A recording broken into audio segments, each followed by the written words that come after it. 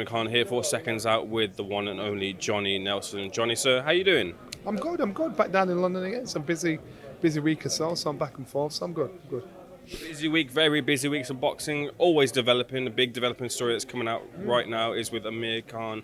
He's failed and been banned for taking a performance-enhancing substance. Like I mentioned, it's developing here. But what's your position on it? Well, he's retired anyway, but I found that at the same time as you did.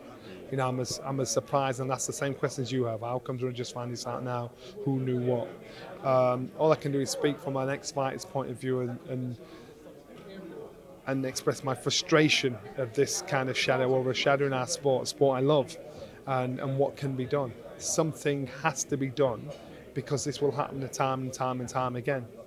In regards to Amir and what Amir's got to say, it's breaking news, so let's let things develop. Let's not speculate. All we've got to do is, you know, the news can change hourly. It was this, it was that, it was this. So I don't know Jack Diddley. What I do know is that things have to be implemented in our sport to cut this out. And you'll never ever totally get rid of it, but you can only threaten, you can ban, you can fine fighters, you know. And again, my argument is, don't just do it to the fighter, do it to his team, do it to the team that's registered with him, fighting for a title, and so that team will be less inclined to turn a blind eye. That's the only way you can do it. But in regards to Amir, I've absolutely no idea. I'm shocked, absolutely shocked. I don't know. I've got nothing to tell you on that. Appreciate you got nothing to tell me. That's fair enough. But let's talk about a couple of the littler details in the developing story. 2-year ban. Do you feel that's the right amount of time for taking performance-enhancing substances? Yes, simple as that. Yeah. And I don't know if it's his first offence or what, or I don't know what the ruling is. But yeah, ban. Yeah, that's it. What can you do? Now I don't even know. I don't know enough to really comment on it fairly. All I know is the news, what you guys have got as well. So, the board have given their decision. And the other thing is, like, look, you had Conor Benn in recent months. You now have Amir Khan. It feels like maybe it's being clamped down upon, maybe in the background, or maybe there'll be more to come. Do you have that feeling, maybe, Johnny, that there might be more to come in terms of fighters testing positive?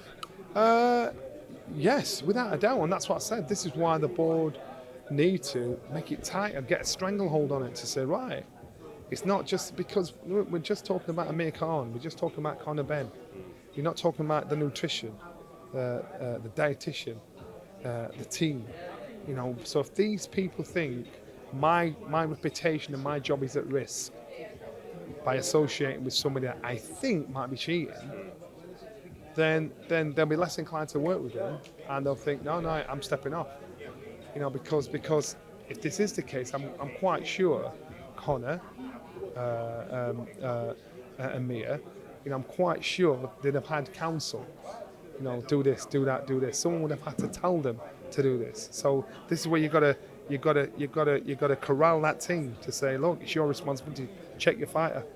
You know, you're in camp. Check your fighter, because if he fails, you all fail. So it's the responsibility of the fighter to think, you know what, I don't want to mess up here, because I'm not just disappointing myself and the fans, but I'm affecting my team as well. Look, I look at this and I kind of say, look, it doesn't just put that single fight in question. It puts kind of previous fights in question in his career. Do you share that same sentiment? If he's passed the drug test, he's passed the drug test. So I know it's easy to say that, but if you tests have been done all the way through, so if he's passed the test, he's passed the test. If he's failed the test, he's failed the test. End of. Does it put a shadow over his career? Yeah, it raises the questions that you have done, thinking that. But as far as I'm concerned, if you pass the test, you pass the test. Sorry, I thought you had a bit more. Johnny, just a couple quick things to run through. Coley versus Billam-Smith. Look, good fight here. Wicked fight. I love this fight. I think it's a surprise, and I love the fact that this fight's on. I think it'd be a good fight because these guys know each other. McGuigan trained the both of them at one point or another, so he'll know the strengths and weaknesses of Lawrence Okolie. There's no bad beef, but there is familiarity, so that breeds content. Who's the favourite? The champion, but Chris obviously wants it because he knows, he sees something, think I can beat this guy. You know, because there are other options. He's in touching distance for other titles, but he wants this one. So of course, but you got to go with the champion. Coley has to put on a good performance here, though, regardless. He has to win.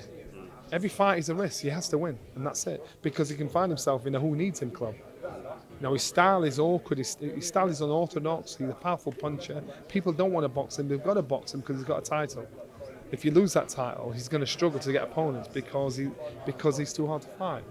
Josh, just a quick one last one. Josh's performance at the weekend. A lot of people writing his obituary in terms of his career. Yeah. Your thoughts? You got to win. A win's a win. You got to win. So that's how you got to sort it. Johnny, cheers. Appreciate it.